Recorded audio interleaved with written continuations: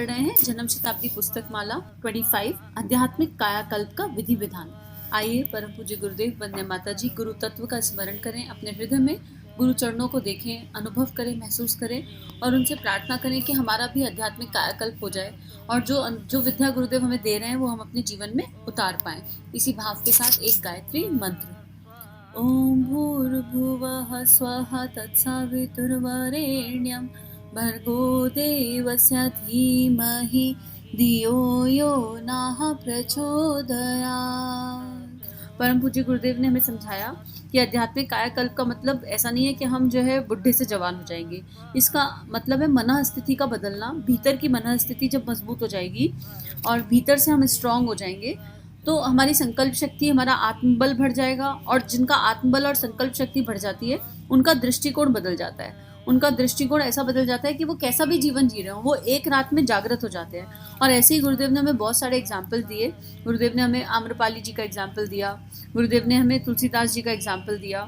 गुरुदेव ने इतने सारे एग्जाम्पल पिछले स्वाध्याय में दिए और समझाया कि हम क्या से क्या हो सकते हैं। और फिर गुरुदेव ने ये बताया कि ठाकुर रामकृष्ण परमहंस और विवेकानंद जी के एग्जाम्पल से कि गुरु की कृपा सब शिष्यों पर बराबर है, लेकिन वो शिष्य कौन है जो अपने अंदर परिवर्तन लाने के लिए तैयार हैं। तो हमको कुछ नहीं करना, बस हमको इतना कहना मात्र है पूरे अंतरात्मा की गहराइयों से कि हम तैयार हैं समर्पण के लिए।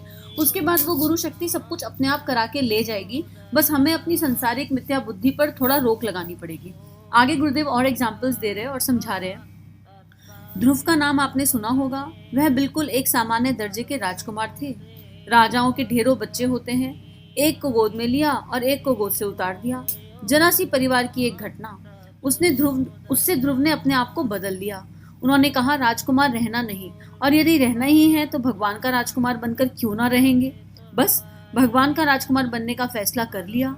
दृढ़ निश्चय की सहायता करने वाले कम है क्या। नारद जी आ गए और उनने उनकी सहायता करी। नारद जी बाकी बच्चों को, ध्रुव के भाई बहनों के पास क्यों नहीं गए, उनसे क्यों नहीं कहा।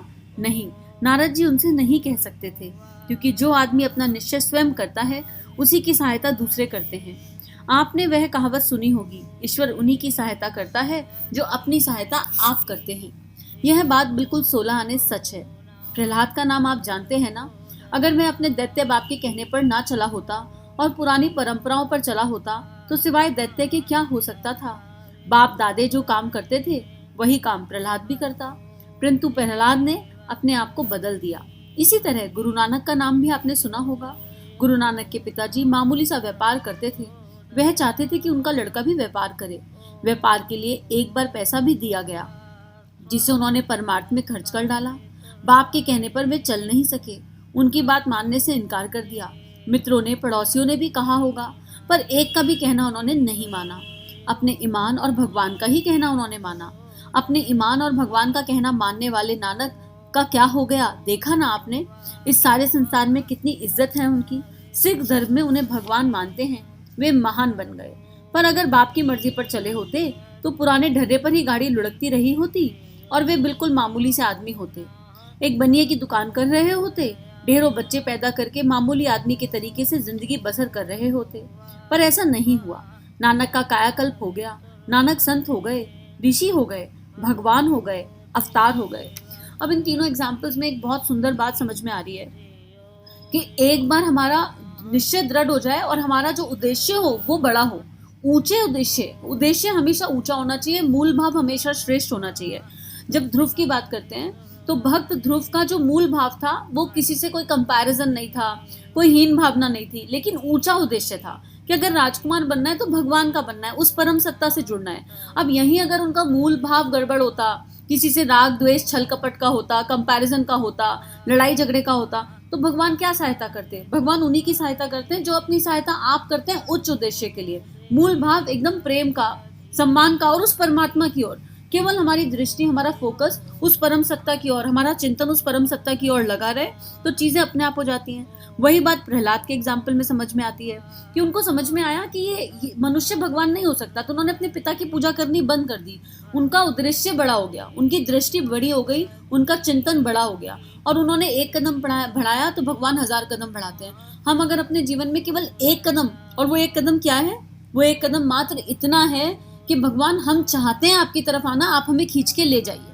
अगर आपसे नहीं हो रहा, आधे लोग तो डर जाते हैं। वही बात हो रही थी ना कि विवेकानंद सबको पसंद है, अपने घर से विवेकानंद देने को कौन तैयार है।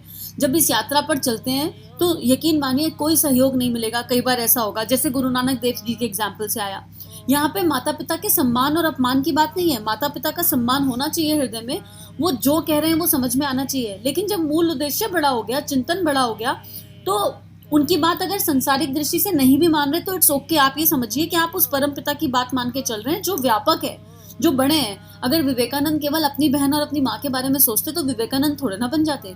और उस समय ठाकुर ने, जब विवेकानंद ठाकुर उनको अनुभव करा रहे थे, शिष्यत्व का अनुभव करा रहे थे परमात्मा का, तो विवेकानंद के मन में एक बार अपने माँ का और बहन का ख्याल आया। तो ठाकुर ने कहा कि मैं तुझे बड़ा आदमी बनाने जा रहा हूँ, मैं तेरे को बहुत लोगों का भाई, बहुत लोगों का पिता, बहुत लोगों का संरक्षण बनाने जा रहा हूँ। इस भूमि को तेरी जरूरत है और तू अभी भी छोटी सोच में अटका है। तब विवेकानंद जी से किसी ने पूछा तो उन्होंने कहा कि मेरी अगर एक बहन के जाने से हजारों बहनों का जीवन बनता है तो कोई दिक्कत नहीं। तो वो ऊंचा दृष्टिकोण बहुत आवश्यक है। गुरु नानक देव जी के एग्जाम्पल से भी यही मिलता है और खुद स्वयं परम पूज्य गुरुदेव के एग्जाम्पल भी यही कहते हैं। अगर जब उन्होंने, आप इमेजिन करो कि एक 14 साल का बच्चा अपनी माँ से आके कहे कि अब हम ना नमक खाएंगे, ना चीनी खाएंगे, ना खाना खाएंगे, हम तो केवल ये खाएंगे, तो क्या उन्होंने लोहा नहीं लिया होगा? क्या पूरे रिश्तेदारों ने, माता पिता ने, सब लोगों ने विरोध नहीं किया होगा कि पागल हो गए?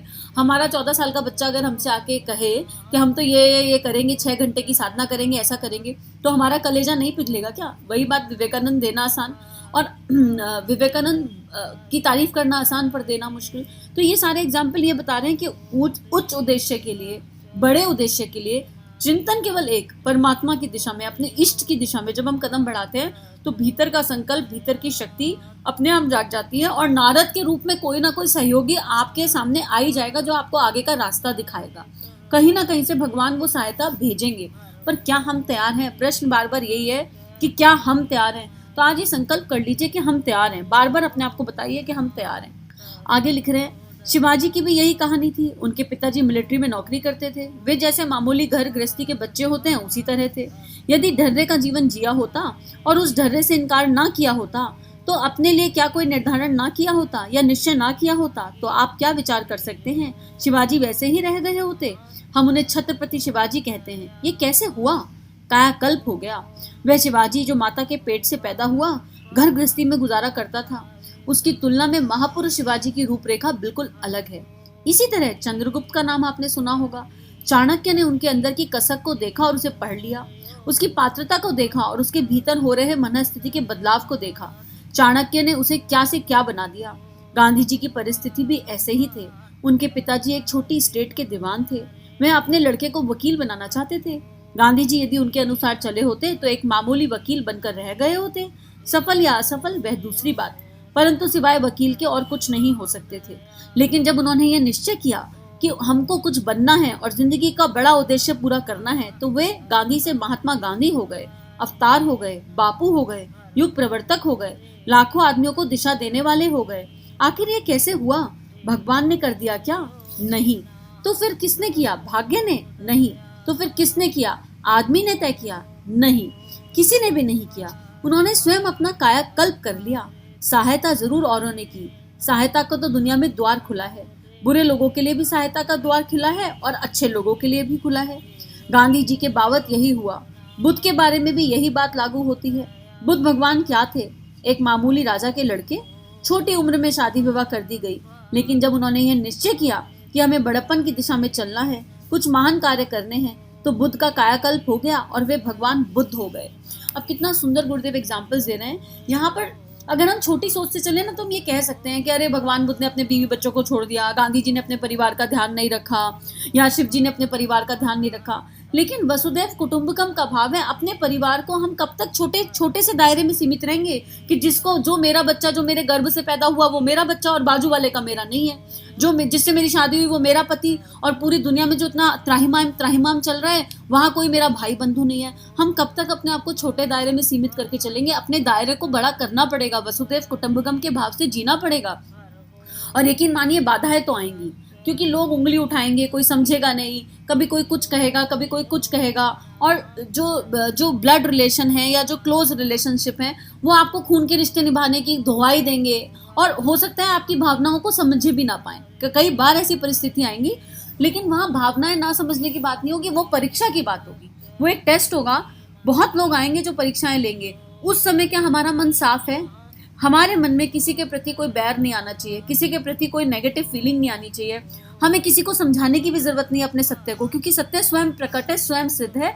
और जब वो परमात्मा शक्ति साथ है तो वो सत्य अपने आप समय आने पर प्रकट हो जाता है। अपने प्रयास करने हैं, लेकिन अपना चिंतन एक ही दिशा में रखना है, ऊंचा उद्देश्य अपने इष्ट की ओर। और मूल उद्देश्य में ये भी नहीं होना चाहिए कि हमको महान बनना है, हमको भगवान बनना है, हमको ऐसा बनना है। हमको कुछ बनना ही नहीं, हमको केवल उस परमात्मा को अपने आप को समर्पित करना है, वो एक भाव। और वो भी हमसे क्या ही होगा, हम बस कह दें, दिल से पुकार लगा के, भक्ति में डूबकर, प्रेम में डूबकर कि हे परम सत्ता, हे परमात्मा, ये मनुष्य जीवन मिला है, ये मनुष्य तन मिला है, और जो भी कुछ है आपका है, इसके अंदर जो भी भरा हुआ है, पता नहीं किस किस चीज से हम बने हैं, मन, बुद्धि, चित्त, अहंकार, चक्र, कोश, जाने क्या क्या है अंदर, सब आपको समर्पित है। आप जैसे मर्जी इसका यूटिलाइजेशन करवा लो, और हमसे वो करवा लो जो आप करवाना चाहते हो। और इसीलिए गायत्री मंत्र का आधार है, क्योंकि गायत्री मंत्र में ये प्रार्थना है कि हमें बलपूर्वक सद्बुद्धि की ओर ले चलो। हम सविता से क्या कह रहे हैं? सविता देवता से, गायत्री माता से, गुरु शक्ति से यही प्रार्थना कर रहे हैं। लेकिन अगेन भाव मैनिफेस्ट होता है।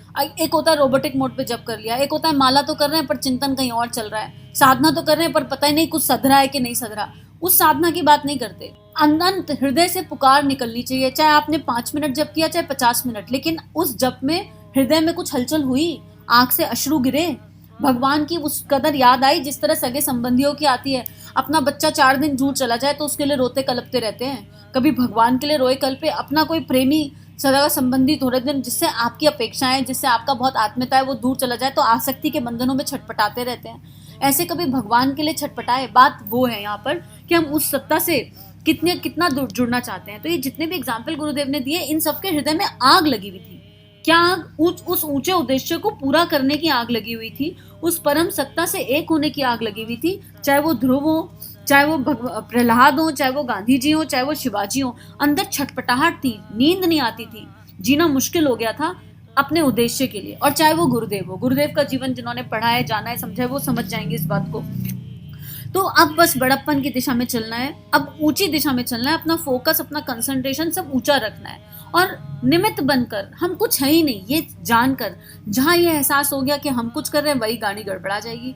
तो यात्रा केवल समर्पण की है, समर्पण उस परम सत्ता के प्रति, समर्पण उस परम पिता के प्रति, समर्पण उस गुरु के प्रति, और श्रद्धा भक्ति के साथ उनके चरणों में लेट जाइए, बैठ जाइए, और बस एक ही प्रार्थना कि जो आप चाहते हो इस जीवन से वो करवा लो, जैसा आप चाहते हो करवा लो।